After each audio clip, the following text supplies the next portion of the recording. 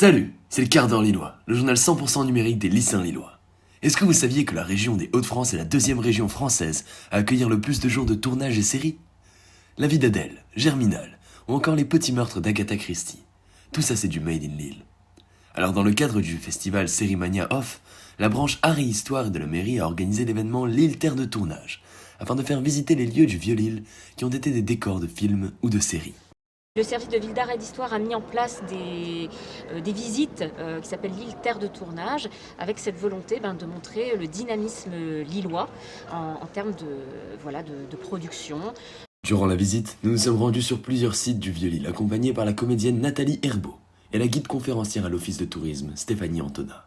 L'objectif étant de proposer une visite à deux voix, celle de la guide et de l'actrice. Bon, les lieux, vous avez peut-être remarqué que les lieux sont un peu un prétexte, surtout pour évoquer les tournages, les coulisses d'un tournage. Et le fait d'avoir tourné de longue date dans Agatha Christie et dans Germinal, comme c'était les lieux sur lesquels nous allions, c'était propice en fait. L'expérience d'actrice que Nathalie évoque, elle est extrêmement intéressante. L'implication de l'acteur, c'est le moment où on parle des décors, on parle de comment Nathalie s'est investie complètement dans le rôle. Plusieurs fois, Stéphanie Antona a présenté les extraits de films tournés sur les lieux où nous étions.